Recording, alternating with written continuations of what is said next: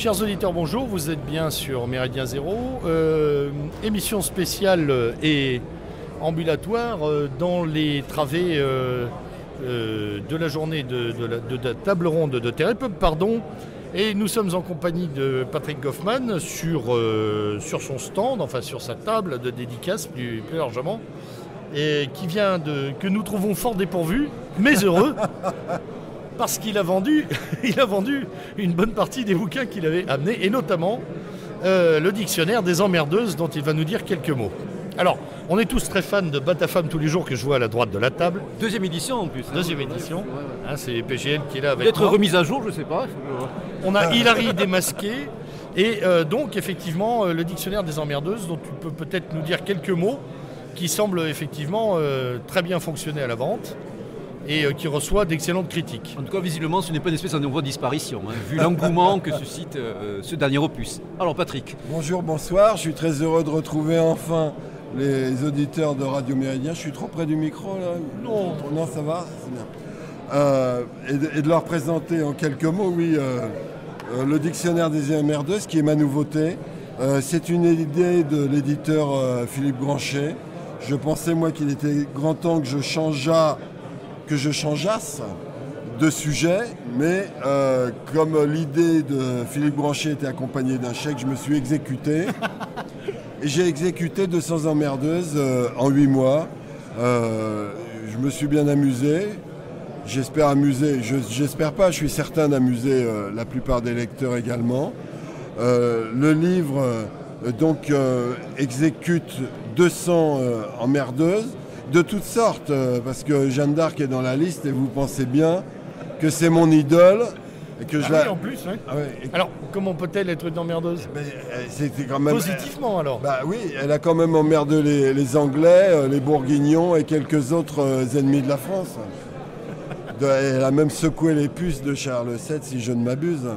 Voilà, et même Elisabeth Badinter, je finis par en dire du bien, je vous laisse découvrir pourquoi. Ah, là oui, ça c'est étonnant. Mais c'est pas étonnant, c'est fondamentalement parce qu'elle est à peu près milliardaire, ce qui lui donne une certaine liberté de penser. Elle a fini par se retourner contre les féministes. Autre fondatrice du féministe, Evelyne Sulro, qui termine sa carrière marraine de SOS Papa. Bref, c'est un livre à la fois satirique mais très objectif, puisque quand j'ai découvert que telle ou telle emmerdeuse était une sainte ou une bienfaitrice de la masculinité comme Evelyne Sulro ou Elisabeth Badinter, j'ai fini par en dire du bien. Le livre était pendant presque 2 semaines numéro 2 des meilleures ventes sur Fnac.com. Il est tombé à la 23e place depuis quelques semaines, mais je trouve que c'est encore honorable puisque je voisine avec Pierre Dac et Jules Renard dans ces eaux-là. Oui, c'est pas mal. Et je vais les dépasser bientôt puisque tous nos éditeurs vont se précipiter sur Fnac.com. Merci d'avance. Et il ne coûte que 16 €, ce qui pour un bouquin de mal-pensant est très bon marché. Regardez autour de moi, vous verrez nos camarades qui commencent à 30 € quand c'est pas 40. C'est vrai. Que je ne comprends pas, à moins qu'ils aient fermement décidé de ne jamais sortir du ghetto. C'est vrai, c'est vrai. Et donc de pressurer le ghetto au maximum. Ce qui n'est pas très gentil non plus, à mon humble avis. Si je peux me permettre de déparler de mes propres camarades. Et sans rentrer les détails, par charité païenne, bien sûr, comme toujours, sous les ondes de Méridien Zéro. Voilà. Bon, très bien. Alors, en dehors de cette actu, donc une réédition de Batafam tous les jours. Oui, elle commence à dater, hein. Elle a quelques années, mais j'en suis à presque 1500 exemplaires vendus à moi tout seul et dans 2 ou 3 vilaines librairies. Les mauvaises librairies, quoi, comme on ne dit pas. Librairies obscures. Très bien. Ce sont surtout des femmes qui achètent Batafam. D'ailleurs, en ricanant, il y en a une à côté de nous, charmante et ravissante, qui a commencé par ricaner dès qu'elle a vu le titre et qui était en train de lutter avec son avarice très féminine pour ne pas me l'acheter parce que ça me ferait vraiment trop plaisir et surtout qu'elle ne saurait pas quoi donner à manger à son mari, à son imbécile de mari ce soir. Qui, entre parenthèses, tient le micro. Mais il est content aussi. Il bouffera des nouilles, c'est pas grave. Elle lui fera la lecture pendant qu'il bouffera ses nouilles. Ah, c'est nourrissant, c'est une saine lecture. Source de protéines comme tous les auditeurs le savent. Exactement. Patrick, un grand merci. Et puis au plaisir de te retrouver au micro de Méridien Zéro. Merci beaucoup. Le plaisir sera le mien. Bonsoir, merci à vous. Au revoir.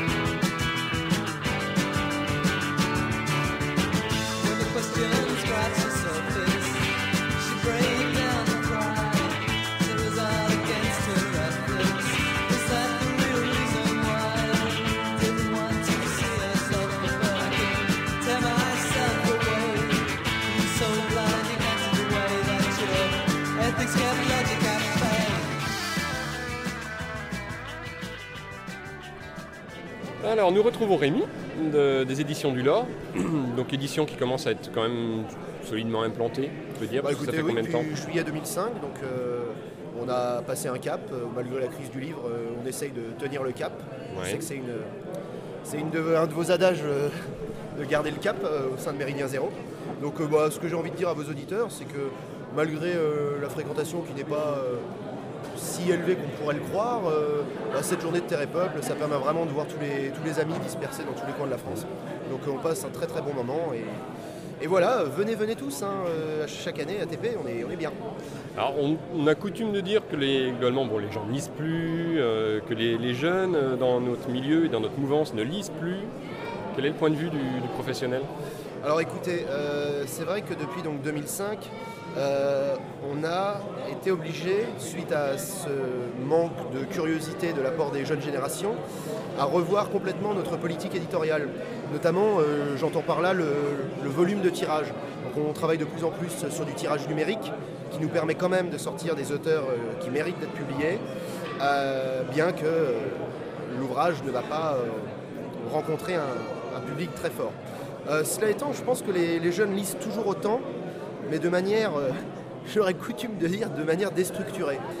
Il m'est arrivé sur beaucoup de salons de rencontrer des jeunes de 20-25 ans qui, alors inconsciemment ou non, avaient l'impression, en ayant lu par exemple, pour citer juste le baron italien Julius Evola, en ayant lu un article d'Evola sur internet, dans leur esprit c'est du tout comme s'ils avaient lu l'œuvre complète. Donc il y a un déclin entre guillemets de l'érudition, mais qui est remarquable partout. Récemment, une étude canadienne à ce sujet a pu montrer de manière très simple que même le fait de, comme employer un néologisme, textoter, ça crée des problèmes neuronaux en fait, et ça suscite des troubles de l'attention. Donc forcément, après, pour se mettre devant un pavé, on fait des livres de plus en plus fins. Ouais. Sans reliure, des livres plus abordables pour les petits budgets, mais je ne pense même pas que ce soit le prix d'un livre qui conditionne l'achat, c'est juste qu'il y a... il y a une peur, non, mais globalement de toute façon ce constat il est fait par énormément de monde, et puis je pense que la longueur des textes. Ouais, et puis même en période de crise, je pense que on préfère blinder le frigo plutôt que... c'est vrai que l'achat d'un livre, ça reste vraiment secondaire à l'heure actuelle. Sur les dernières publications que vous avez eues, laquelle a tiré un petit peu son épingle du jeu ? Écoutez, il y a eu donc mon programme signé par le camarade Guillaume Faye. Voilà. Donc programme politique, comme son nom l'indique, mon programme tout simplement. Et donc là, c'est une application finalement du Mésotès d'Aristote, de la Mésotès qui est une sorte de juste milieu. Donc on considère toujours Guillaume Faye comme quelqu'un de radical et d'inclassable par définition. Pourtant, on s'aperçoit que son ouvrage, mon programme... ça transpire le bon sens, tout simplement. Oui, rappelons, c'est très largement d'ailleurs des propositions qui existent déjà ailleurs, dans certaines constitutions. Dans certaines constitutions, des pays d'Europe, des pays d'Amérique du Sud, des choses qui marchent très très bien. Par exemple, il est notamment pour ce qu'ont fait les Suisses déjà en 2009, ils ont complètement supprimé la fonction publique, ce qui leur a permis de bien surpasser la crise. Donc ils proposent vraiment des solutions optimum, radicales on pourrait le dire, mais sages. Sages dans le sens où il ne va pas y avoir une dictature en France si Guillaume Fay est élu démocratiquement.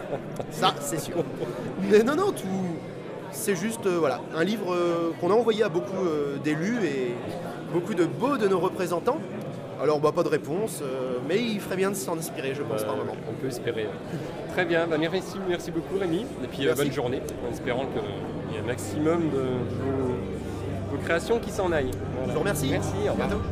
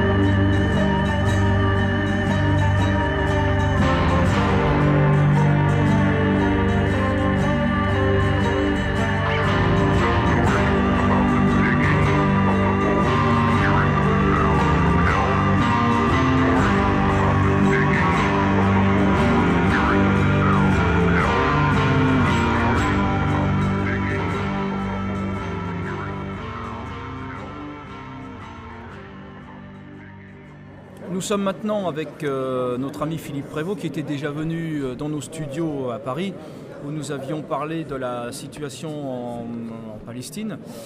Philippe Prévost, je suppose qu'actuellement vous êtes orienté, on va dire ça comme ça, vous orientez beaucoup votre réflexion, je suppose, sur ce qui se passe en Syrie. Qu'est-ce que ça vous inspire aujourd'hui, les événements syriens ? Les événements syriens, c'est absolument passionnant. Enfin, passionnant pour l'observateur. Je ne dis pas que ce soit passionnant pour les malheureuses populations qui les vivent. Mais en Syrie actuellement, vous avez le choc entre, d'une part, le monde occidental sionisé et d'autre part, les pays en voie de développement avec à leur tête la Russie et la Chine. Et la Syrie actuellement, c'est le champ de bataille entre les deux. Est-ce que vous diriez que ça sert de laboratoire au nouvel ordre mondial actuellement ? Bien sûr. Ce que veulent les Occidentaux, suivant bien sûr les instructions de Tel Aviv, c'est de foutre en l'air un régime qui était un régime, pas totalement, mais en bonne partie résistant, pour mettre à sa place un régime qui soit à leur botte. Comme on l'a fait par exemple en Libye. En Libye, vous aviez un type qui n'avait pas évidemment toutes les qualités voulues, qui n'était pas un démocrate, entre guillemets, mais qui assurait à son peuple une certaine aisance. Il ne faut pas oublier qu'en Libye, par exemple, les Libyens payaient leur essence 17 centimes le litre. Les Français aimeraient bien payer leur litre d'essence 17 centimes. Tout était gratuit en Libye. C'est-à-dire les soins médicaux. Quand vous achetez une voiture, l'État vous payez la moitié de la voiture. Maintenant, c'est un pays détruit. Qui va rentrer de fait dans l'économie de marché mondialisée. Oui, c'est ça. Comme ça, les grandes compagnies pétrolières vont pouvoir faire encore plus de bénéfices là-bas, ce qui est excellent pour eux d'ailleurs, merci pour eux ou pour elles. Et en plus, nous allons avoir à reconstruire ce malheureux pays, où on a détruit un tiers des infrastructures, où on a détruit une bonne partie des habitations et tout. C'est véritablement scandaleux. Et tout ça parce que Kadhafi avait dit quand même quelques vérités à l'ONU. Il avait dit par exemple que le 11 septembre, ça avait été une opération conjointe CIA-Mossad, que Kennedy avait été assassiné par le Mossad, que l'ONU telle qu'elle existait actuellement, c'était un véritable scandale. Parce que le Conseil de sécurité, par exemple, le Conseil de sécurité, vous n'avez pas un petit pays comme l'Inde, qui est quand même 1 milliard 200 millions ou 300 millions d'habitants. eh ben, l'Inde n'est pas au Conseil de sécurité. Ce qui est véritablement hallucinant. Est-ce que vous iriez, vous que actuellement les nationalistes, s'ils veulent être concrets et fidèles à leur idéologie, doivent soutenir absolument le régime de Bachar el-Assad, quoi qu'on en pense par ailleurs? Le régime de Bachar el-Assad, évidemment, n'est pas un régime non plus, le régime idéal, c'est le moins qu'on puisse dire. Mais c'est le moins mauvais de tous actuellement. Parce que sinon, nous allons avoir un régime islamiste soutenu par des grands pays démocratiques, comme par exemple l'Arabie Saoudite ou le Qatar. L'Arabie Saoudite est un pays très bien, puisque les femmes ne peuvent pas encore conduire les voitures. C'est formidable quand même. Hein? Bien. Non mais c'est hallucinant, tout ça, c'est ahurissant de voir ça. Philippe Prévost, merci de votre intervention à nos côtés. Je vous rappelle que vous étiez aujourd'hui invité dans le cadre de la table ronde de Plaire et Peuple pour signer votre livre « La France et la tragédie palestinienne, retour sur les accords Sykes-Picot » aux éditions Éric Bonnier. Donc nous engageons tous nos auditeurs à se le procurer dans les meilleurs délais. Ils comprendront bien des choses qui se sont passées en coulisses et qui expliquent bien aujourd'hui le drame que vivent au Proche-Orient un certain nombre de peuples, dont le peuple martyr palestinien. Et il est vendu sur le site aussi de nos amis de culture, enfin c'est égalité, réconciliation. Le site qui s'appelle Culture et je ne sais tout. D'accord, d'Alain Soral. Voilà. D'Alain Soral. Oui. Merci Philippe Prévost.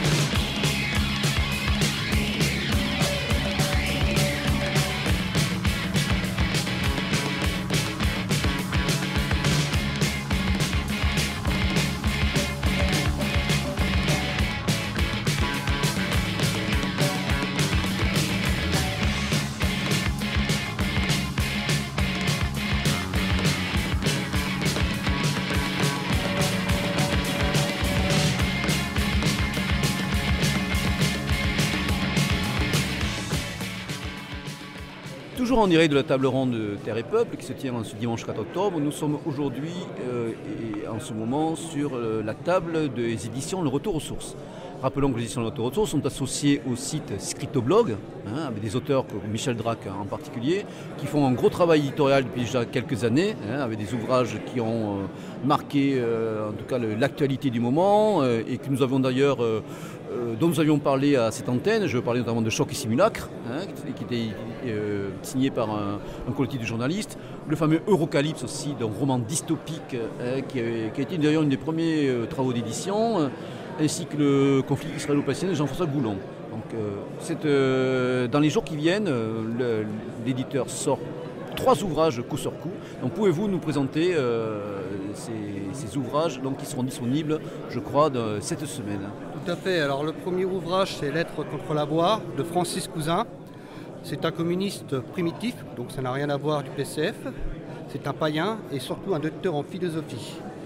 Donc évidemment, nous vivons dans notre société d'aujourd'hui, c'est l'avoir. Et lui, il oppose entre l'être contre l'avoir. Et... Oui, en fait de compte, on reprend les vieilles distinctions qui étaient celles des sociétés traditionnelles. Voilà, c'est ça. Voilà, donc l'ouvrage de Francis Cousin, donc Lettres contre l'avoir, qui est sous-titré pour une critique radicale et définitive du faux omniprésent. Alors bien sûr, soyons clairs pour l'auditeurs, lorsque notre exposant présente l'auteur comme communiste primitif, il s'agit bien sûr d'un certain ancrage dans une approche positive du marxisme, ainsi qu'on a pu le voir chez certains auteurs. Et d'ailleurs, précisons également pour nos auditeurs que Francis Cousin sera très probablement et très prochainement un de nos invités justement pour présenter cet ouvrage. Alors je vois le titre du deuxième ouvrage qui évoque un auteur assez familier, qui devrait l'être un peu plus. un certain Gottfried Feder, dont je me souviens avoir entendu parler lorsqu'il était question de l'histoire de l'Allemagne des années 30, avec un ouvrage qui s'intitule Manifeste pour briser les chaînes de l'usure, avec une préface donc de Michel Drac. Tout à fait, oui. Donc je crois que c'est une question plus que jamais d'actualité. On parle de l'usure, oui, c'est un tout à terme... Tout à fait, on le voit, vous allez sur Hebdo Schuss Économie, bon, dernièrement il y a eu le dernier reportage sur Arte, je ne sais plus comment il s'appelle, Finance Noire. Exactement, oui. Vous avez la parfaite démonstration par rapport à ce livre. Et on reprend surtout un vocabulaire, une terminologie, le terme d'usure qui était cher notamment à Ezra Pound, qui inspire notamment nos camarades italiens, ils le savent très bien pour la fameuse Casa Pound. Et là je crois qu'on est vraiment au cœur du problème de cette question.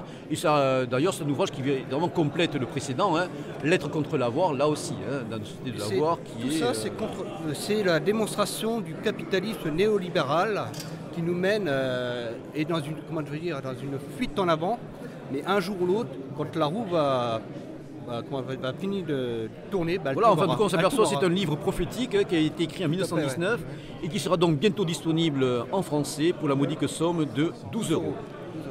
Troisième ouvrage s'appelle Le capitalisme, un génocide structurel, ou les mécanismes meurtriers de la mondialisation néolibérale. Donc moi ce livre-là... Alors on voit que c'est un certain Gary Leach, voilà, en tout cas qui est pour moi inconnu. Donc qui est cet auteur en quelque sorte Personnellement je ne le connais pas, j'ai vu qu'il y avait d'autres livres un peu dans cette tendance-là. Mais moi, ce qui m'évoque dans ce livre, c'est surtout, on peut retrouver sur Hebdo Schuss Économie à nouveau les différents reportages, par exemple de l'eau, où les capitalistes exploitent, surtout les plus pauvres. Par exemple, ils font payer l'eau de pluie en Inde, ça a été le cas. C'est aussi la malbouffe dans les multinationales agroalimentaires, qui n'est pas forcément une nourriture saine. D'ailleurs, il y a eu l'histoire de bactéries entre des poulets d'un indépendant et d'une usine, et il y en avait 10 fois plus dans l'usine. On peut retrouver également d'autres types de pollution dans les multinationales, Mais voilà, je crois que l'auteur évoque aussi les cas sud-américains, que l'on peut voir, ainsi que dans d'autres parties du monde.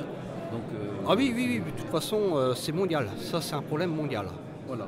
Donc, rappelons le titre de ce prochain ouvrage que les auditeurs intéressés pourront se procurer sur le site des éditions, donc le scriptoblog. L'aide contre l'avoir, Francis Cousin. Ensuite, nous aurons Manifeste pour briser les chaînes de l'usure de Gottfried Feder. Voilà, et j'aimerais donc Le capitalisme, un génocide structurel ou les mécanismes meurtriers de la mondialisation libérale de Gary Leach, L-2-E-C-H.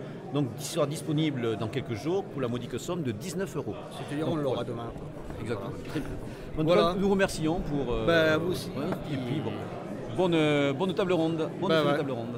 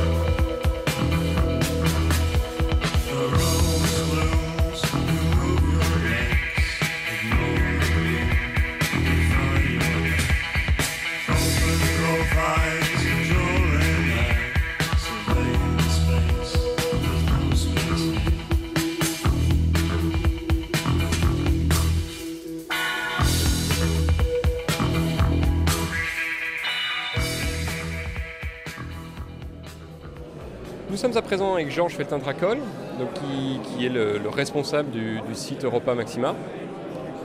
Quel est le sens de votre présence ici? Est-ce que c'est pour le site, comme curieux? Je vois que vous avez un stand également, donc vous avez apporté un certain nombre de livres que vous avez écrits récemment. Alors d'abord, je suis venu ici à titre personnel. Ça faisait très longtemps que je n'avais pas assisté à une table ronde de Terre et Peuple, au moins 5-6 ans. Ce sont les amis de l'association Les Amis de Jean Mabir qui m'ont, sachant que j'allais venir, qui m'ont proposé de pouvoir dédicacer quelques-uns de mes ouvrages. D'accord. Voilà. Je ne suis pas venu avec mes ouvrages, ils étaient déjà prêts quand je suis arrivé. Très bien. Au niveau de cette journée, donc il y avait un certain nombre d'interventions. Est-ce qu'il y en a certaines qui vous ont attiré, qui ont attiré votre attention plus que d'autres? Alors étant obligé de rester à côté des comptoirs pour les dédicaces et la vente des livres, je n'ai malheureusement pas assisté à toutes les conférences. J'ai assisté surtout aux conférences du matin, celle de Roberto Fiori, et puis celle du camarade Arnaud. Et puis je viens d'écouter la fin de l'intervention de Robert Spiller. D'accord. Voilà. Globalement, je suis d'accord à ce que j'ai pu entendre. Et d'autant que cette table ronde, c'est l'occasion de pouvoir revoir de vieux amis, puisque maintenant les manifestations étant de plus en plus rares chez nous. D'accord. Cette journée de Terre et Peuple se veut unitaire, dans le sens où de nombreuses sensibilités différentes sont présentes, sont invitées. De laquelle vous vous sentez le plus proche? Je partage ce sentiment d'unité. Il faut travailler main dans la main, chacun dans nos axes, dans nos compétences précises. Il est important de former une synergie, de former des réseaux pour montrer à l'ennemi, qui est le système, que nous sommes à la fois unis et divers. En ce qui me concerne, les auditeurs de Méridien Zéro qui m'écoutent depuis longtemps savent que je me situe résolument dans un sens identitaire et solidariste. Vous êtes très sensible aux questions de la partie orientale de notre continent, de ce qui peut s'y passer au niveau politique. Est-ce que vous avez rencontré des gens au cours de cette journée qui partageaient cet intérêt, ou même des camarades venus d'Europe de l'Est? Pour l'instant, malheureusement, non, je n'en ai pas encore vu. D'accord. Parce que d'habitude, c'est vrai que souvent, les années passées, je me souviens avoir vu quand même des camarades, en particulier souvent des camarades serbes d'ailleurs. Mais d'accord, donc pas cette année, non, c'est dommage. C'est dommage, malheureusement. D'accord. Sur la lecture et sur l'impact du livre, est-ce qu'à notre époque, notre époque qui généralement est considérée comme une époque de basse lecture, finalement, où il y aurait un certain, pas désintérêt, mais en tout cas une emprise moindre avec le livre, avec la lecture, est-ce que le fait de sortir des ouvrages a encore un impact? Par exemple, au niveau de la journée, d'une journée comme celle-ci, est-ce que vous avez rencontré des gens qui avaient lu vos ouvrages, qui les prenaient Disons que j'en ai vendu quelques-uns. Ouais. Mais il faut dire que je suis relativement peu connu. Je suis connu auprès des auditeurs de Méridien Zéro, de Radio Courtoisie aussi. Mais à part ça, je ne suis pas encore une grande vedette. Ouais. Et je ne souhaite pas le devenir. Donc, je n'ai pas fait beaucoup de ventes. Mais je n'étais pas venu ici pour être un marchand, on n'est pas au temple. En revanche, est-ce que c'est la fin de la lecture? Les gens continuent à lire beaucoup, contrairement à ce qu'on croit, surtout avec les nouveaux moyens, par exemple les tablettes numériques, le iPod, le livre électronique. Le problème, ils continuent à lire, mais ils lisent énormément de merde. Je m'excuse d'employer un terme aussi grossier. Ce n'est pas grave. Mais les il faut savoir qu'en regardant, par exemple, dans les transports en commun, très peu lisent des essais, des romans. Et quand ils lisent des romans, ce sont les grands romans de gare, c'est-à-dire les Marc Lévy, les Catherine Pancol, etc., etc. C'est-à-dire de la sous-littérature. Même un Guy Descartes, qu'on estimait à une époque, on le surnommait Guy Descartes, parce qu'il était connu pour vendre énormément de livres, c'est un niveau bien au-dessus de ce qu'on peut lire aujourd'hui, avec Catherine Pancol et ses titres, je crois, ce sont les écureuils ou les escargots à Central Park, font-ils des rêves électroniques, bref, c'est du niveau zéro.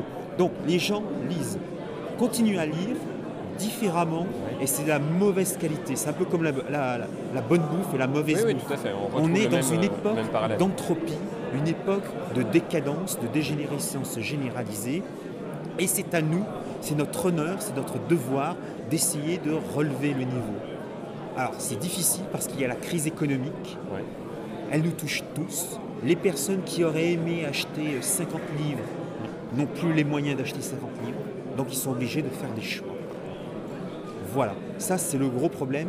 Et aujourd'hui, on a senti qu'il y avait quand même une crise économique qui touche malheureusement nos portefeuilles.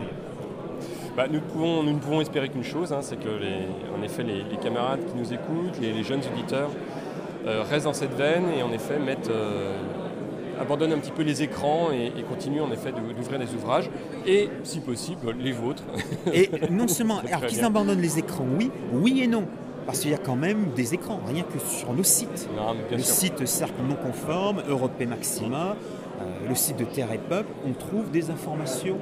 Donc il faut regarder différemment. Tout à fait. Pour reprendre une expression célèbre d'une publicité, la publicité dit « pensez différemment », eh bien nous regardons, pensons et agissons différemment. Oui. Non, de toute façon, il faut pouvoir intellectuellement marcher sur ces deux jambes, et donc entre autres les écrans, mais aussi en effet la lecture. Georges, merci beaucoup. Merci. Et puis bonne fin d'après-midi. Merci beaucoup.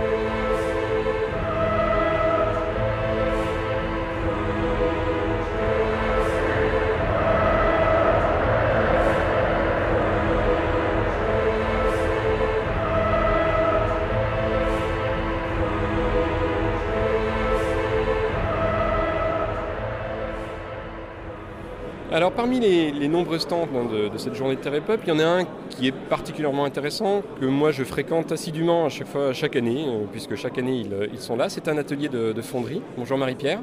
Bonjour. Quel est Alors je vais poser une question qui en apparence est stupide, mais quel est le sens de votre présence ici à Terre et Peuple, avec des objets qui représentent en gros nos plus lointaines traditions, puisque vous avez finalement des bijoux doux. Des bijoux celtiques. Des bijoux celtiques, essentiellement des bijoux de civilisation passée et des bijoux qui ont toujours une signification. C'est-à-dire qu'on s'attache à choisir dans les modèles qu'on réalise des modèles qui ont un sens. Parce que c'est de cette façon-là que nous sommes d'une certaine façon les vecteurs d'une certaine connaissance. Et on fait passer un message, c'est du non-verbal, oui. Mais c'est un message qui passe, parce que ça s'appuie sur des symboles, ça s'appuie sur des formes que tout le monde connaît par un héritage du passé. Oui.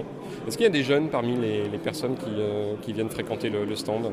Eh ben, on a un petit peu le sentiment que de plus en plus de jeunes sont interpellés par ce qu'on fait.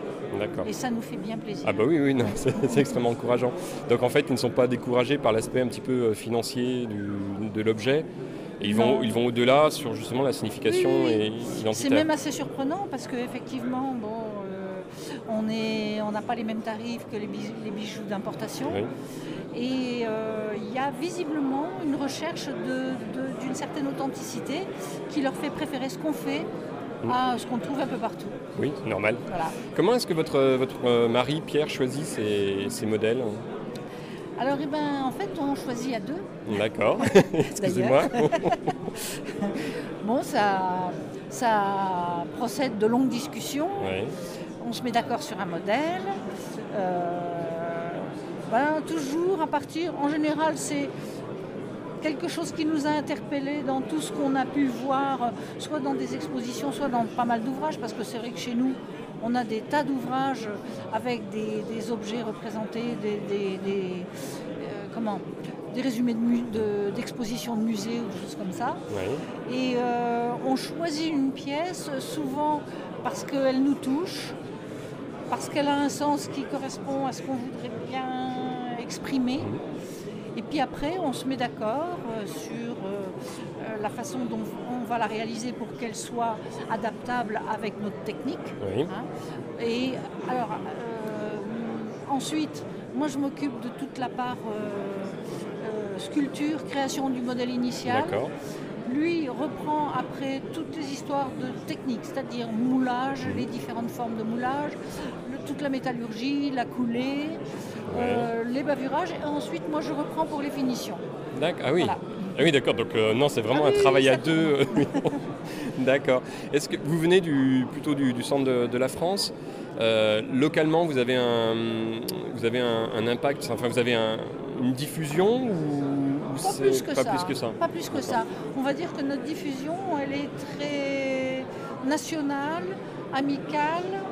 Elle est orientée vers des personnes qui sont concernées par ce qu'on fait. Quand on fait des marchés artisanaux, c'est le bide. D'accord. Carrément. Okay. Carrément, parce que dans les marchés artisanaux, en général, on est mélangé avec des saucissons. Oui. Et les gens viennent chercher des dauphins, des roses. Et on n'a pas de dauphins ni de pas roses. des rouelles et des marteaux de Thor. Oui, non, c'est une orientation, hein, c'est énorme, ça se discute. D'accord. L'année prochaine, vous serez là. On peut espérer. Bien. Voilà. Et donc, toutes les si personnes, on est debout, on sera là. Voilà, toutes les personnes qui aiment le beau, et on peut espérer qu'elles soient de plus en plus nombreuses. On peut espérer qu'elles viennent vous voir. Bien. Voilà. Et puis vous, on vous décernera certainement un prix de fidélité. D'accord. Merci. Merci beaucoup, Marie-Pierre. Voilà. Bonne journée.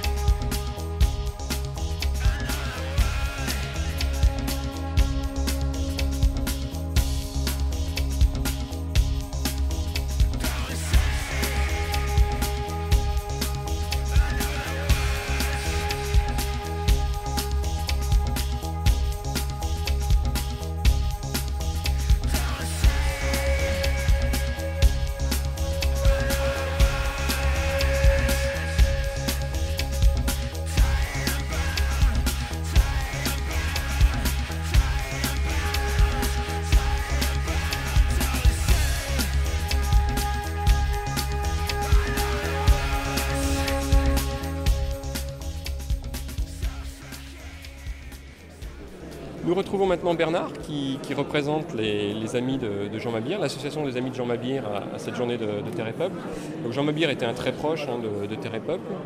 Oui, évidemment, puisqu'il a été à la création, donc quand Pierre Vial a créé Terre et Peuple, il a demandé à Jean Mabir d'être président d'honneur. C'était presque automatique dans le sens où ils étaient très amis et de toute façon Jean était un homme qui avait un tempérament très naturaliste, écologique. Hein, donc ça allait très bien dans cet esprit-là. Et on peut dire que de toute façon sur l'expression politique, il était exactement en accord parfait avec Pierre Vial. Oui, il n'y a aucun souci. Vous avez donc, après sa disparition, il y a donc une association qui a été fondée pour perpétuer sa mémoire.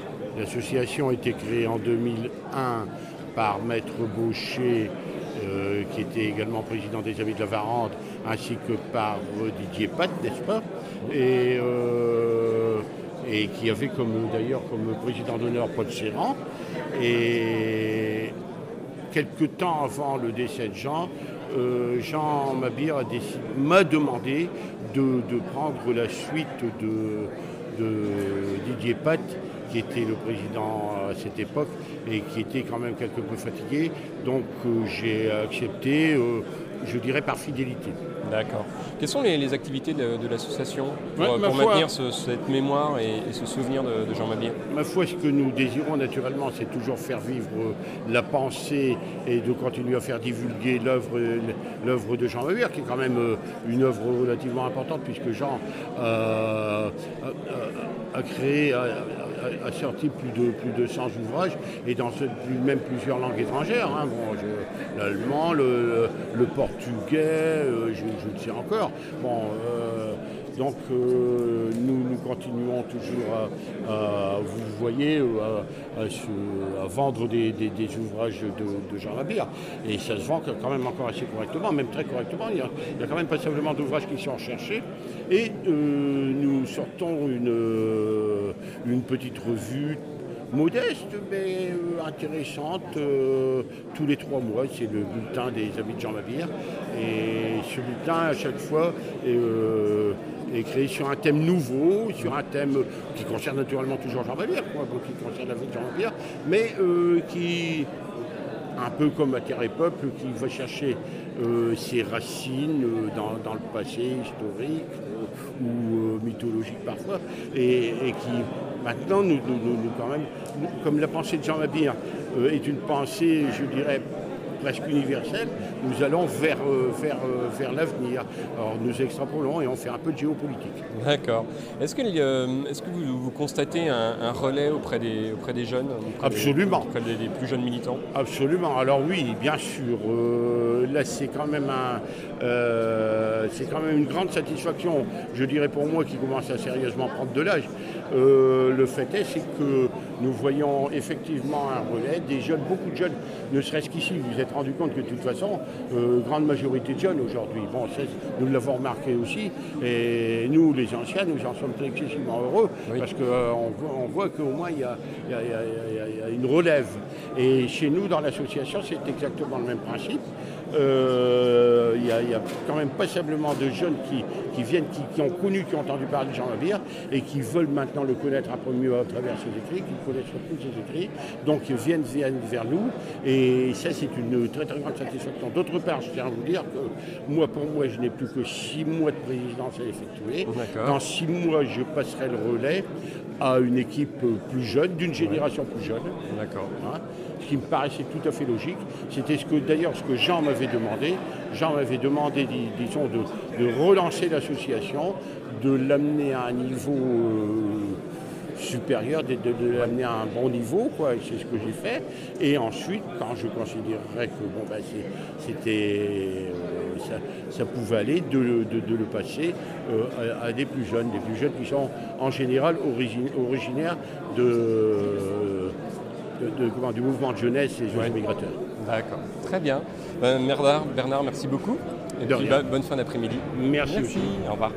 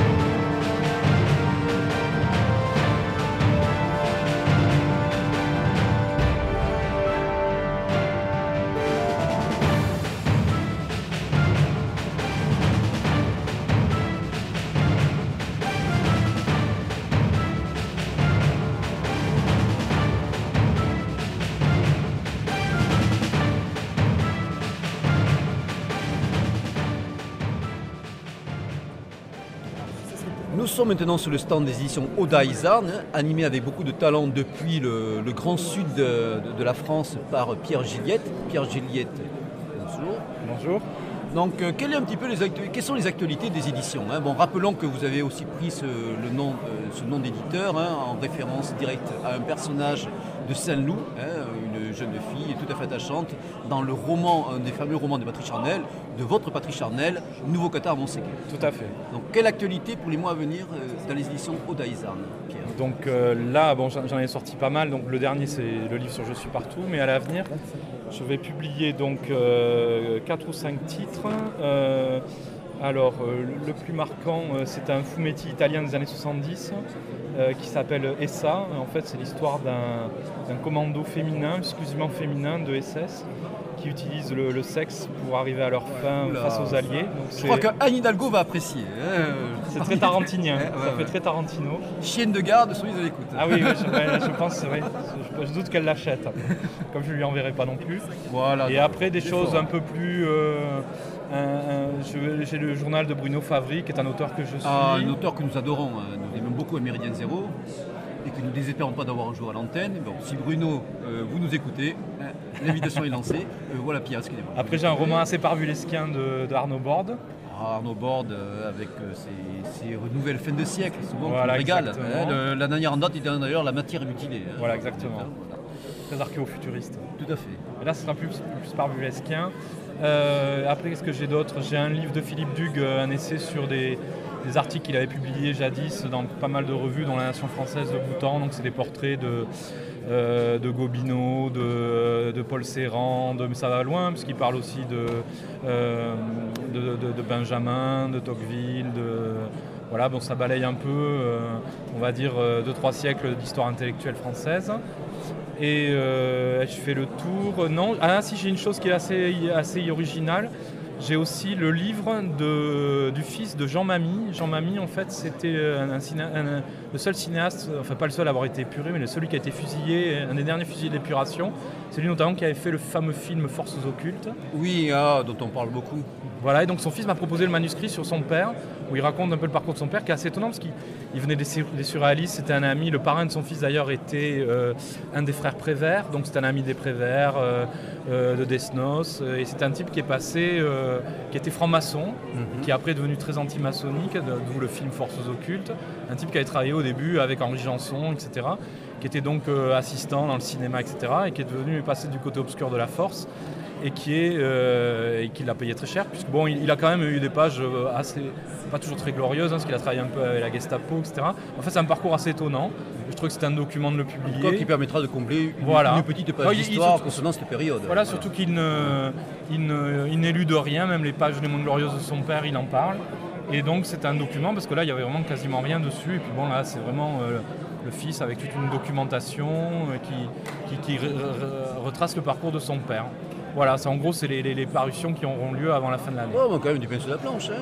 Oui, on essaie. Ouais. Bon, en tout cas, pour une démarche qui est courageuse, c'est vrai que par ces temps de nous, on est un petit éditeur militant. Comme, Oui, mais visiblement, en tout cas, vous continuez un fort beau travail. Et merci beaucoup. Vous encouragez là-dessus. En tout cas, nous n'hésiterons pas, bien sûr, à relayer ces parutions lorsque elles seront disponibles.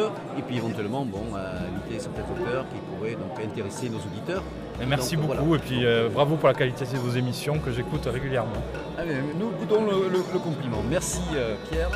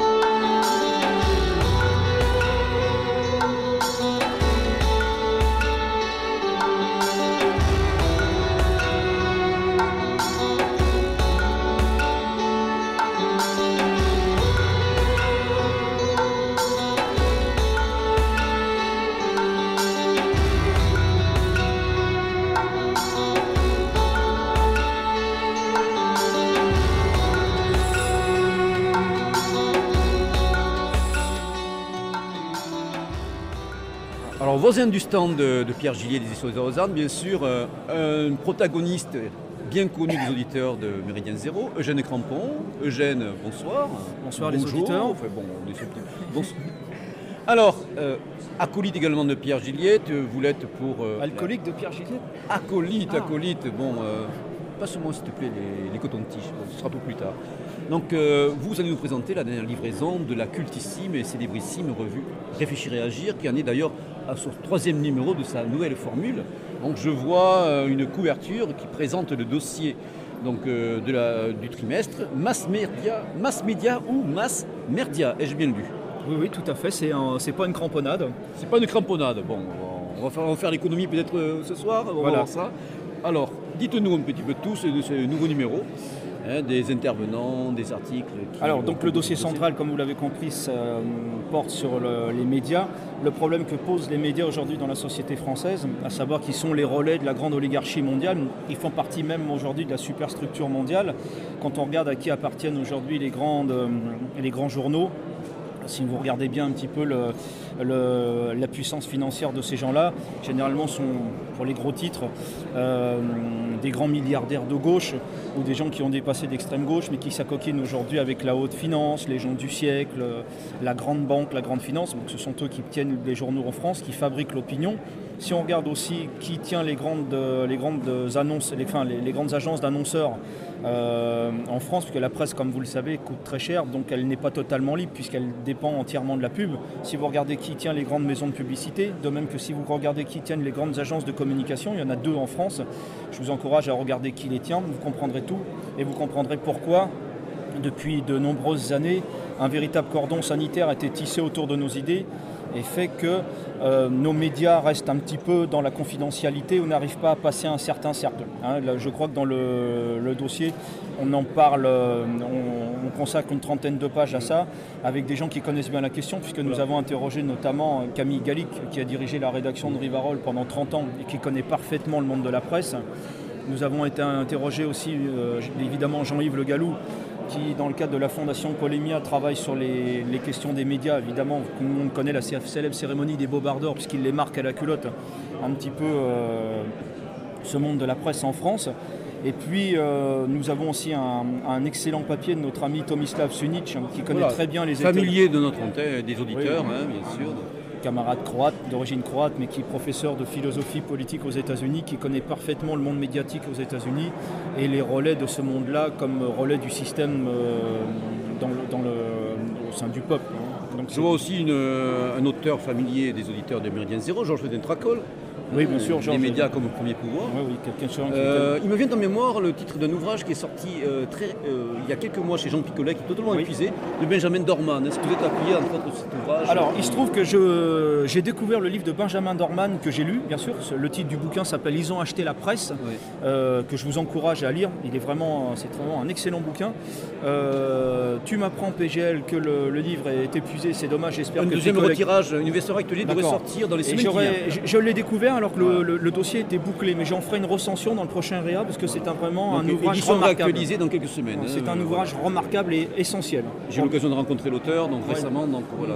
Je vois aussi également, pour les cinéphiles que quelques-uns d'entre nous sommes, là, un article de Pierre Gilliette, que nous avons interrogé tout à l'heure, sur Varlio Zurlini, qui est un merveilleux réalisateur italien, auteur notamment du Professeur, un film méconnu avec Alain Delon, et surtout le fabuleux Désert des Tartares.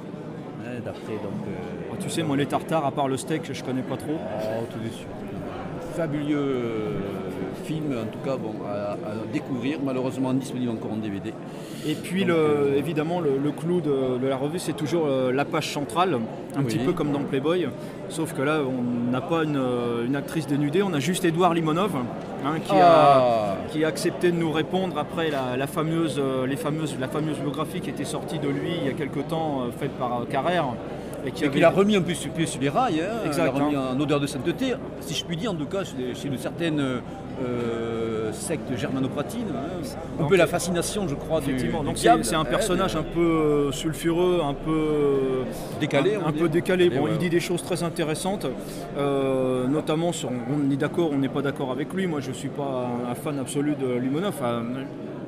Sur l'aspect idéologique, je préfère de beaucoup le camarade Douguin. Mais c'est mon point de vue. C'est un homme debout, je crois qu'on peut dire, quoi qu'on en pense. Mais bon, il est un opposant à Vladimir Poutine. Je suppose que ça ne doit pas être très simple non plus. Et il dit des choses très intéressantes dans cet entretien. Je pense que vous vous souvenez comme moi de son fameux essai qui avait marqué son temps au début des années 90, le Grand Hospice occidental, qui mériterait assurément une réédition. Donc avis aux amateurs qui sont intéressés. Voilà un petit peu, et puis évidemment vous retrouverez toujours dans les rubriques habituelles. Les rubriques habituelles, un portrait d'un sociologue un peu trop oublié de mon goût qui s'appelait Jules Monroe. Oui. Un grand papier sur les grands fondamentaux de la géopolitique. Avec une sociologie des révolutions notamment, à mettre entre toutes les mains. C'est Gérard Vaudan là, qui me caresse les cheveux. Et de temps en temps, il a un peu besoin de tendresse. Et puis, un papier sur les grands fondamentaux de la géopolitique fait par Édouard X qui s'appelle La stratégie de l'anaconda. De l'encerclement. Un papier remarquable. Je pense que si on a lu ça, on n'a pas besoin de lire des grands traités de géopolitique. On a compris beaucoup de choses. Voilà, on a toujours des notes de lecture très denses, auxquelles vous contribuez activement. Un petit peu toute l'équipe a travaillé, bien sûr. Voilà, on donne quelques pistes de lecture. Les chroniques musicales, donc une fort belle livraison de Réfléchir et Agir. Le numéro 42 de l'automne 2012, disponible pour la modique somme de 6,50 €. Les auditeurs bien sûr intéressés sont invités à s'y abonner, sinon à se connecter. Est-ce que vous êtes abonné, monsieur PGL? Tout à fait.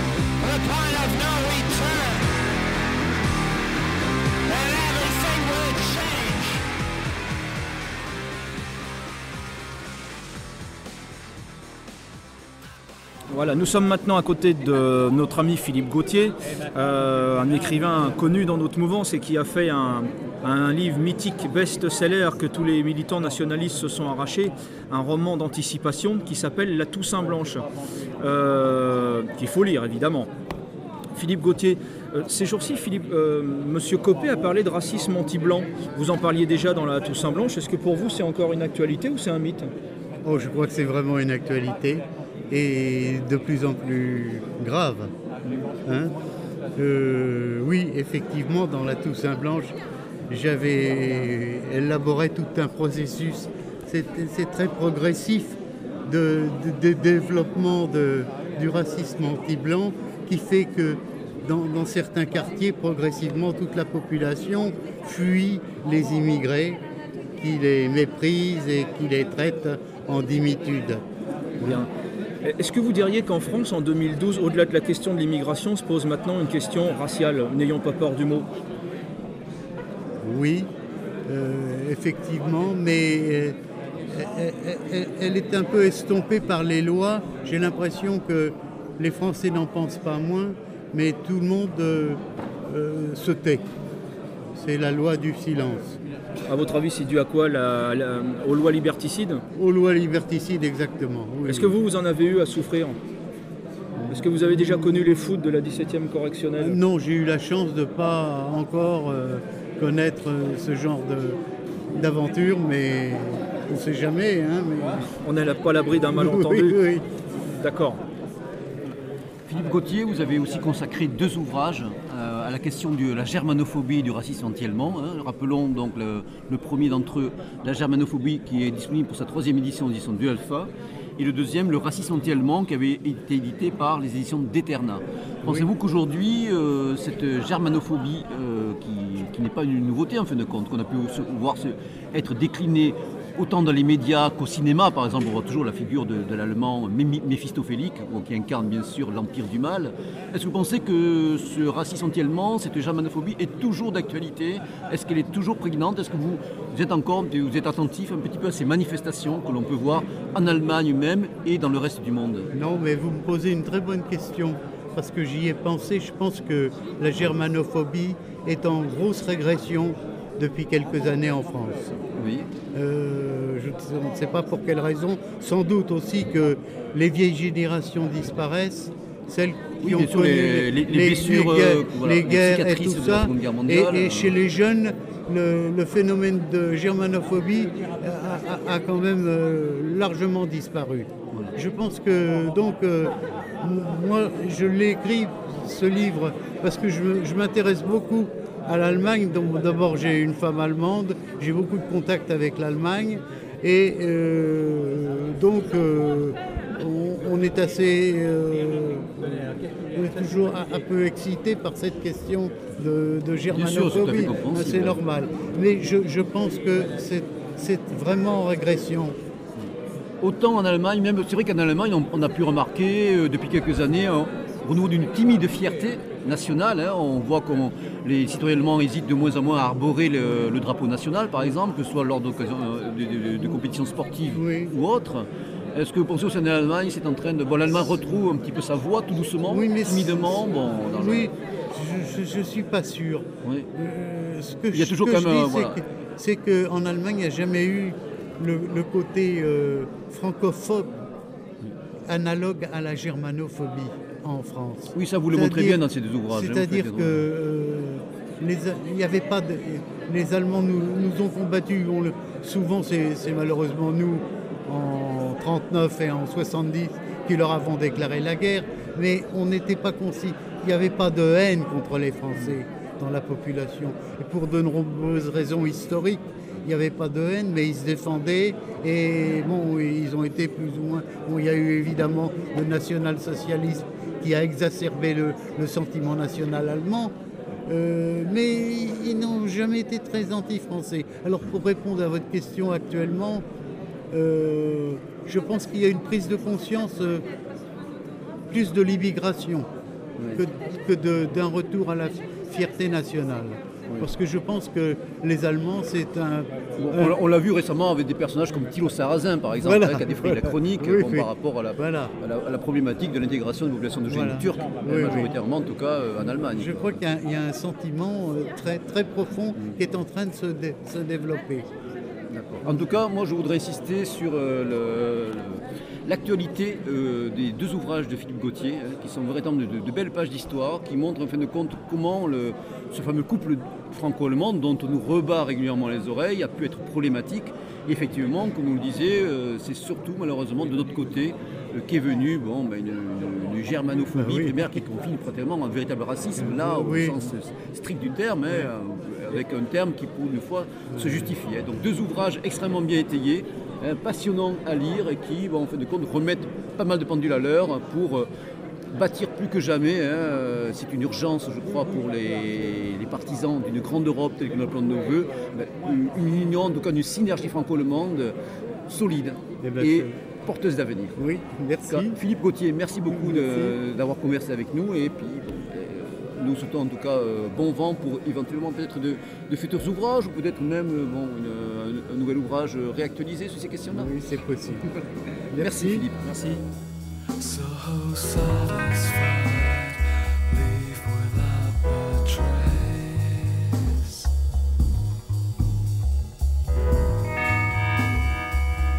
You taught me doubt.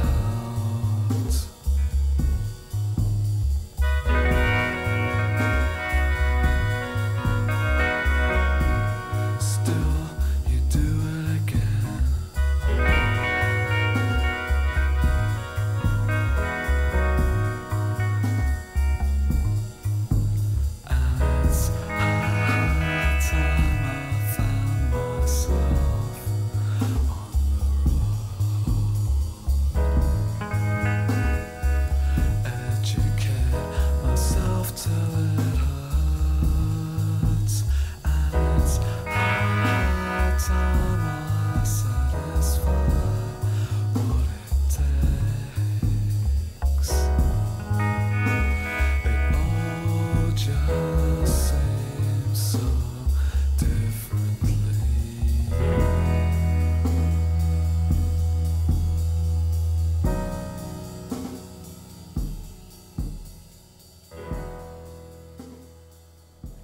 Bien, toujours dans les travées de la table ronde de Terrepult, nous sommes avec Roberto Fiorini. Roberto, tu as pris la parole en fin de matinée pour cette table ronde autour du mot d'ordre pour un ordre nouveau d'ailleurs.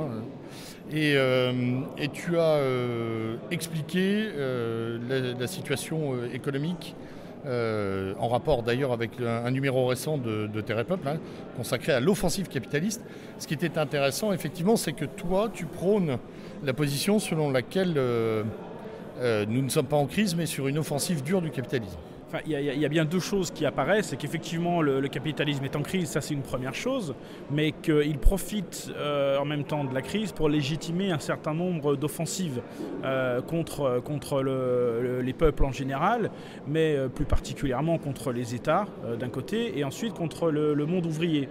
Et c'est ce que j'ai essayé de mettre en évidence. Alors ici, c'est pas très souple, mais avec un certain nombre d'indicateurs économiques pour montrer comment se concrétise cette offensive contre le monde du travail. Très bien. Alors on va avoir le plaisir prochainement, j'espère, de faire une émission sur ce thème avec toi. Plus largement, tu es secrétaire général de Terre et Peuple. Comment s'est déroulée la journée ça reste toujours un succès de mobilisation, même si on espère toujours faire plus, on espère que nos camarades européens soient plus engagés, soient plus mobilisés. La table ronde existe et j'espère qu'elle continuera à exister longtemps. Voilà. Très bien. Le mot d'ordre de cette année, pour un ordre nouveau, vous vouliez y mettre quelle résonance, quelle volonté pour Terre et Peuple à travers ce mot d'ordre ? La nécessité de proposer non pas une alternative, parce que ce serait le mot ne serait pas forcément approprié, mais d'offrir des perspectives à nos camarades, à ceux qui essayent d'envisager un avenir différent. Et derrière, Pierre l'a résumé, les différents orateurs aussi l'ont résumé. Et derrière ça, ce qui importe, c'est de revenir à la mise en place de... que l'intérêt commun recommence à l'emporter sur les intérêts particuliers. Je crois que c'est le premier leitmotiv de cette journée. Et on a réutilisé le mot de socialisme pour dire que pour nous, derrière socialisme, d'abord il faut se réapproprier le mot et ne pas en avoir peur. Et que derrière ce socialisme, c'était l'intérêt commun qui devait l'emporter. Et c'est totalement à l'opposé de ce qu'on voit aujourd'hui, puisque les intérêts particuliers l'emportent. Ça, c'était le premier point. Et le deuxième point, c'est de dire qu'il y a une déliquescence, en tout cas un remplacement de l'homme européen sur son continent, qui a des prises... Oui, le grand remplacement dont parle Camus, dont a parlé Camus dans son fameux article, qui est intéressant comme terme d'ailleurs. Tout à fait. Et aujourd'hui, on voit qu'il y a cette prise de conscience à tous les échelons de la société, que ce soit au collège, que ce soit au lycée, que ce soit dans le monde du travail. On s'aperçoit que les gens prennent conscience, peut-être du fait d'un islam un peu plus offensif, mais les Européens de souche prennent conscience que ce remplacement est en train de s'opérer. On ne sait pas exactement comment la situation évoluera, on peut spéculer beaucoup dessus, mais à partir du moment où il y a cette prise de conscience, ça veut dire qu'on peut espérer un renouveau, et donc l'espoir renaît très clairement, même si on va passer par des périodes difficiles. Voilà. On est pour l'instant effectivement dans une prise de conscience angoissée. C'est comme il y a une forme d'angoisse sur l'identité, la perte de sens, mais qu'il faut effectivement transformer en vecteur de renouveau et de conquête. Tout à fait. Je crois que on a vécu quelques décennies où sous couvert d'humanisme, sous couvert de tolérance, sous couvert de métissage, et derrière métissage, il ne faut pas oublier qu'il faut voir le sens littéral du mot, c'est mauvais tissage.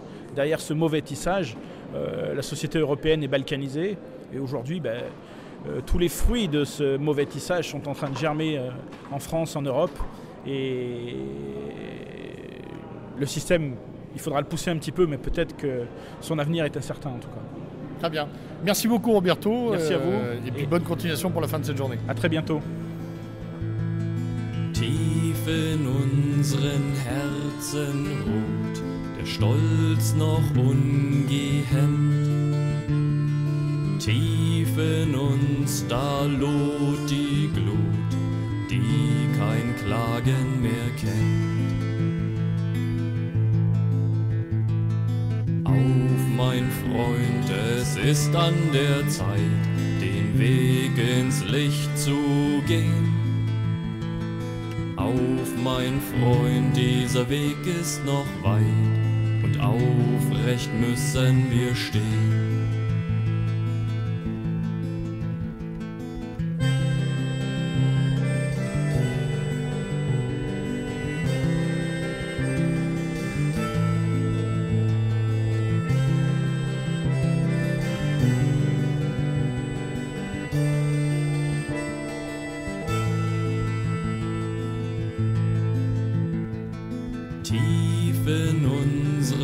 Geiste ruhen, Gedanken manchem fremd, der einst nicht müßig leben wir vor, was man Tugend nennt.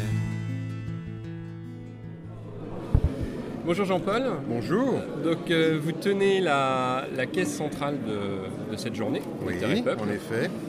On a changé de lieu depuis l'année dernière, puisqu'il y avait eu un certain nombre de soucis avec Villepreux. Est-ce que ça a changé quelque chose sur la fréquentation ou est-ce que globalement les gens sont restés fidèles? Bah écoute, en grande généralité, les gens sont restés fidèles. Le lieu est beaucoup moins romantique et moins esthétique que Villepreux, mais on retrouve un certain nombre d'amis et je pense des nouvelles têtes qui viennent de Paris et qui viennent plus facilement avec les moyens de transport jusqu'à Rungis. Bah, il est vrai que c'est en effet moins romantique, il n'y a pas les grands arbres et tout ça, par contre c'est plus près. Et du coup, Alors c'est plus près, c'est plus fonctionnel, c'est moins grand. Mais ma foi, on a trouvé une salle, on se retrouve entre nous, entre membres de la même communauté, et c'est ce qui compte avant tout. D'accord. En termes de fréquentation, on a quel rapport entre provinciaux, parisiens? Bah écoute, à vue de nez, il y a quand même beaucoup de provinciaux et pas assez de Parisiens, ce qui est quand même un petit peu aberrant. Enfin, c'est un phénomène que je comprends, que j'ai du mal à comprendre. Mais voilà, on en a des Parisiens bien évidemment, mais on en aimerait beaucoup plus. Bah, c'est le reflet de la situation de la région parisienne qui est compliquée quand même.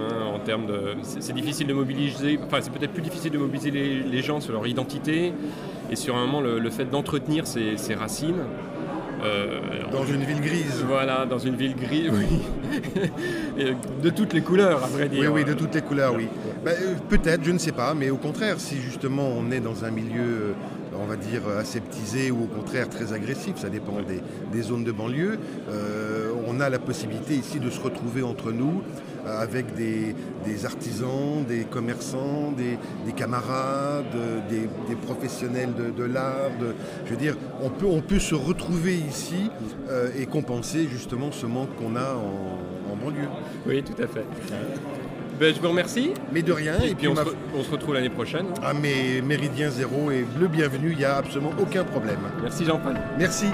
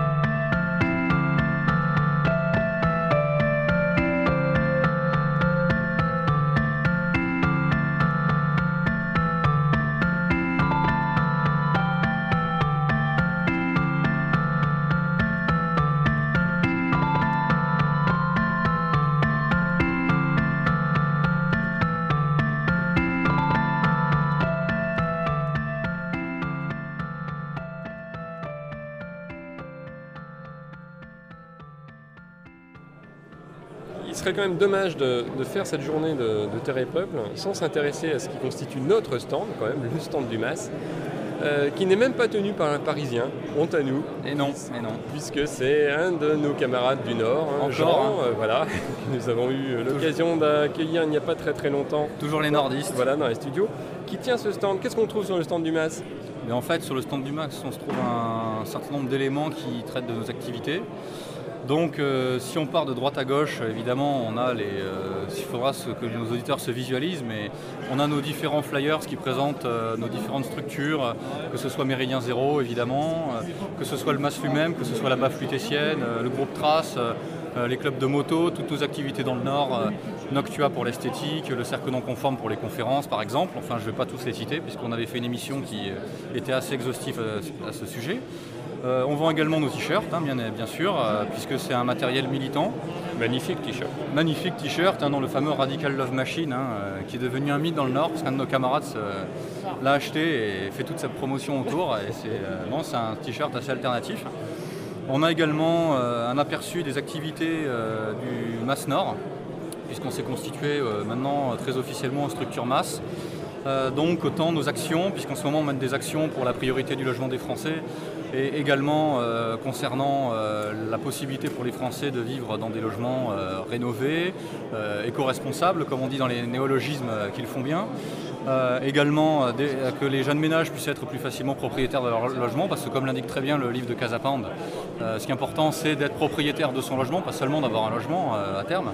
Voilà, donc il y a ces activités, nos randonnées, enfin tout ce dont on avait déjà parlé, notre blog avec nos chroniques toujours et encore du cercle non conforme, Noctua, donc qui est bien parti depuis quelques temps. On va bientôt sortir sûrement des lignes de t-shirts avec une esthétique spéciale, etc. Et puis effectivement il y a toute la littérature, puisque au MAS on est quand même réputé pour essayer de faire la promotion du militantisme aussi sous fond de littérature. Donc on a évidemment Rébellion, nos camarades toulousains. Donc nous soutenons le numéro des 10 ans. Voilà, très très juste. On a les 10 ans de combat, parce que ça fait quand même 10 ans, comme je l'avais dit à plusieurs reprises, lors de mes conférences et lors également de l'émission. On l'avait rappelé, 10 ans d'existence pour Rébellion, ce qui dans un milieu politique qui a vu des structures naître puis mourir, qui est souvent très mouvant. Une telle longévité est quand même à signaler, et surtout que c'est un noyau militant, vraiment, ça fait vraiment 10 ans que c'est une bonne partie de leur existence qui est consacrée à ça. Et donc on les soutient, et effectivement on s'est rendu compte aujourd'hui que le public de Terre et Peuple était aussi intéressé par Rébellion, parce qu'on en a effectivement vendu certains, donc c'est intéressant de ce point de vue-là. On vend également la traduction en français de Reprendersi Tutto, qui était donc le livre d'Adriano Schianca, le responsable culturel de Casapand Italia. Donc ce livre, Casapand, une terrible beauté est née, je pense que maintenant beaucoup de monde commence à le connaître. Il traite de 40 concepts sur Casapand. Il y a des pages, 24 pages de couleurs, de très bonne qualité, 600 notes de bas de page, et aux éditions du Rubicon, qui sont donc les éditions du réseau MAS, faut-il le rappeler. Voilà. Et donc on est très très content aussi, très heureux de vendre ce livre, parce qu'il présente aussi une autre forme de militantisme, il présente une pensée militante, et ainsi de suite. Et je pense que c'est très important pour les Français d'y avoir accès. Et donc c'est un livre qui me semble faire partie des incontournables dans le militantisme actuel. Et puis ensuite on a un certain nombre d'autres documents, comme Fait et Documents d'Emmanuel Ratier. Qui était par ailleurs qui avait un stand. Voilà, qui avait par ailleurs effectivement un stand. Donc on propose toujours, on soutient toujours Emmanuel Ratier, bien évidemment. Et quelques livres qui traitent également soit de la pensée d'Alain de Benoît, soit de Jean Mabir, qui ont été des personnes qui ont, pour certains d'entre nous, compté dans notre formation militante, formation intellectuelle. Voilà. Donc ça fait un aperçu assez riche de à la fois tout ce qu'on peut faire et à la fois tout ce qu'on peut proposer aux gens. Voilà. Très bien, merci Jean. Bon retour dans le Nord. Oui, et pour de nouvelles aventures. N'hésitez pas à nous soutenir, Mouvement d'Action Sociale, partout où nous sommes, et pour notre cas dans le Nord. Merci. Merci. Here are the young men, a weight on their shoulders. Here are the young men, but where have they been? We knocked on the doors of hell's darker chambers. Pushed to the limit, we dragged ourselves in. We watched from the wings as the scenes were replaying. We saw ourselves now as we never had seen. Portrayal of the traumas and degeneration, the sorrows we suffered and never were free.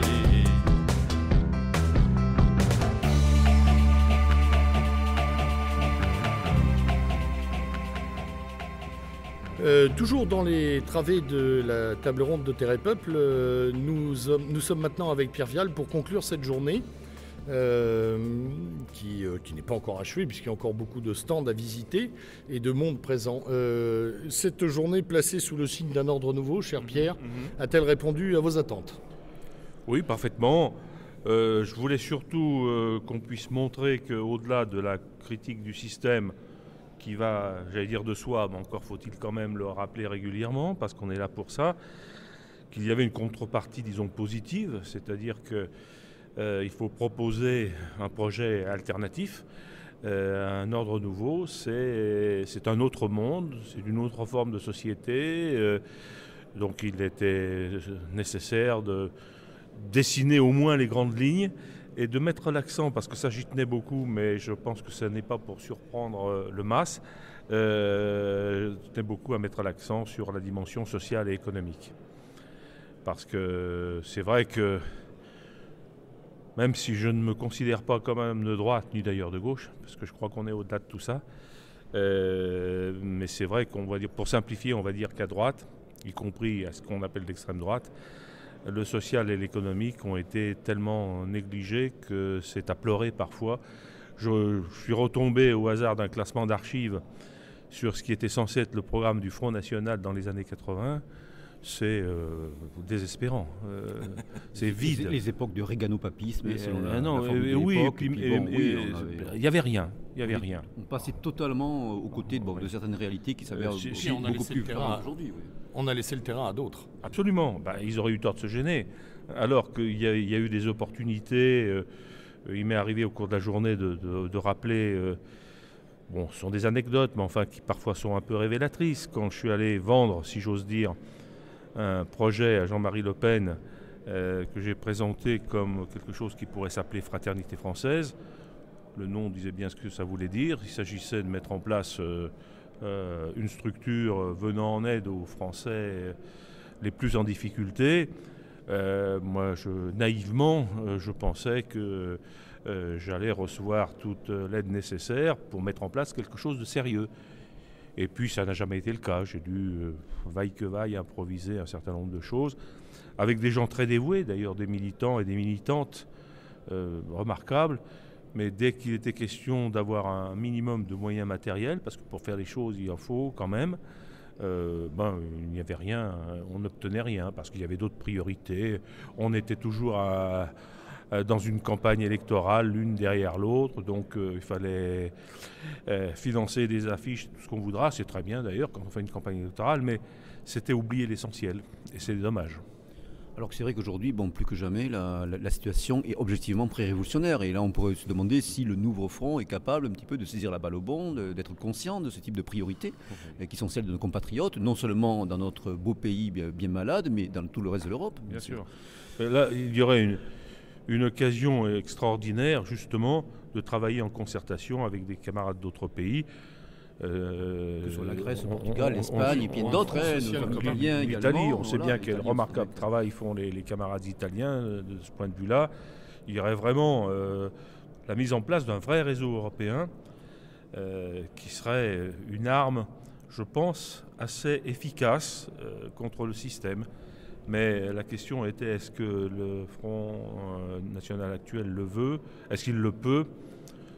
Le pouvoir, on peut toujours quand on veut, mais je pense qu'il ne le veut pas, parce que là, on est dans la bonne vieille tradition des Le Pen père et fille, c'est-à-dire que c'est considéré comme quelque chose de tout à fait, dans le meilleur des cas, accessoire et même sans doute sans intérêt.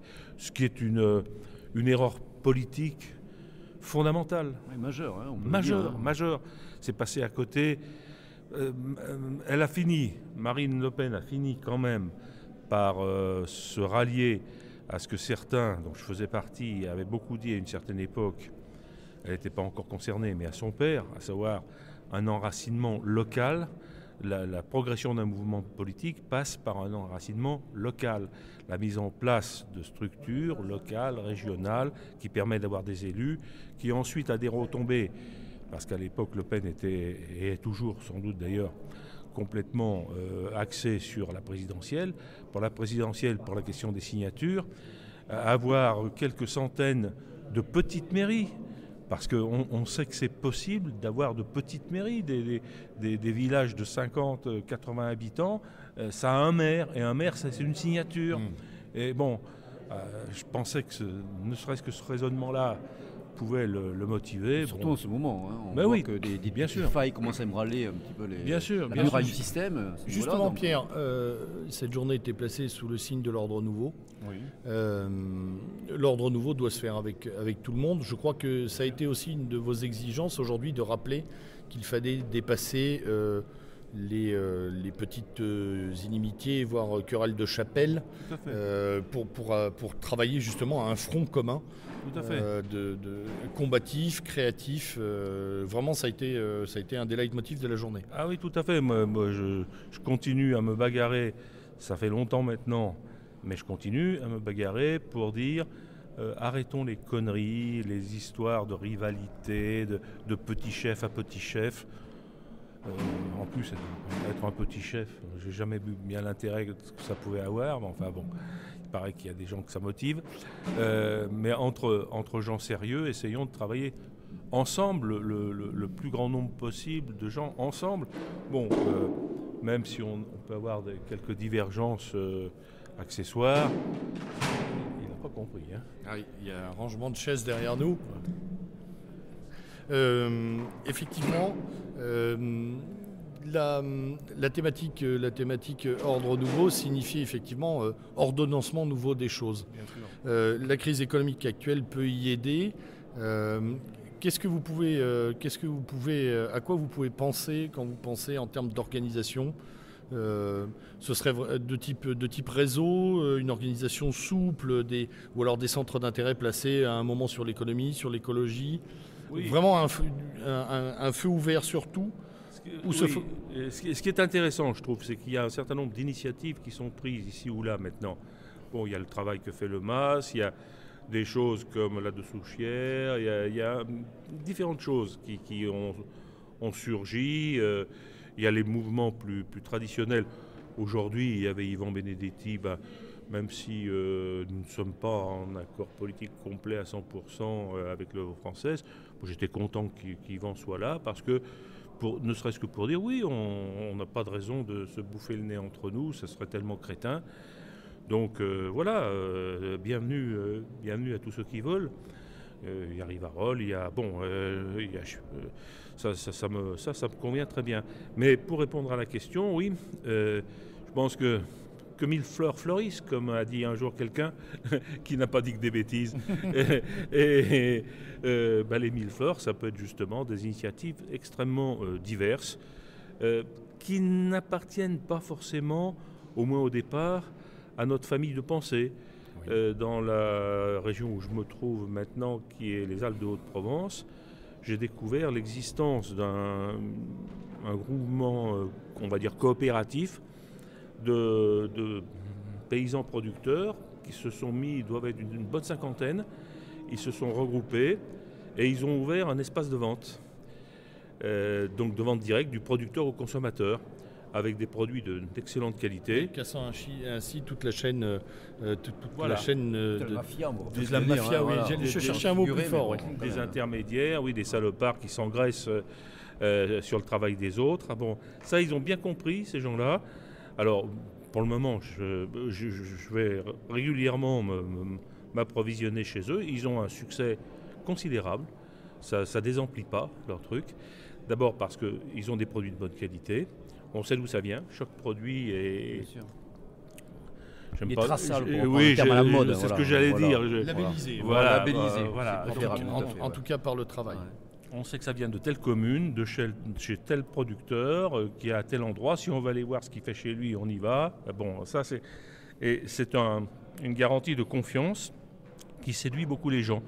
En plus, dans ce centre de diffusion, les gens qui sont là, qui sont au rayon pour servir les clients, qui sont à la caisse, sont des paysans eux-mêmes. Ils se relayent, ils ont un tour de roulement, ils bossent comme des fous, mais ça marche très très bien. Et il y a une tonalité, moi, je suis toujours un petit peu sensible aux symboles, à certaines références. Ils ont appelé ça couleur paysanne. Je trouve ça sympathique, bien, joli. excellent comme formulation. C'est bien et ça marche.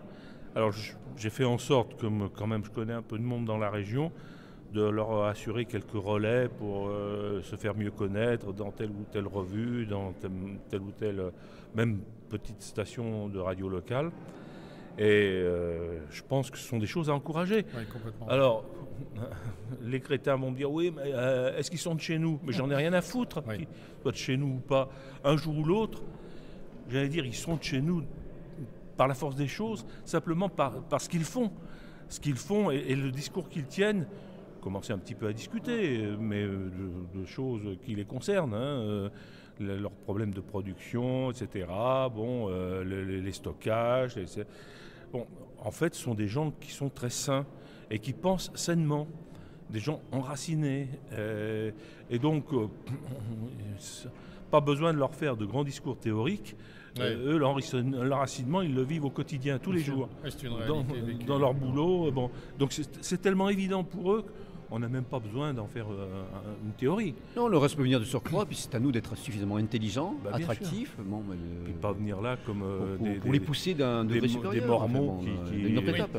qui viennent enrégimenter pour la fin du monde. Bon, c'est clair. Pierre, le mot de la fin pour conclure cette table ronde. Le mot de la fin, il n'y a plus qu'à continuer, hein, c'est tout simple. Donc il n'y a pas de fin. J'espère bien qu'il n'y aura pas de fin. Merci. Pierre Vial, un grand merci. Un grand merci Pierre. Pour cette merci invitation. à vous, les amis.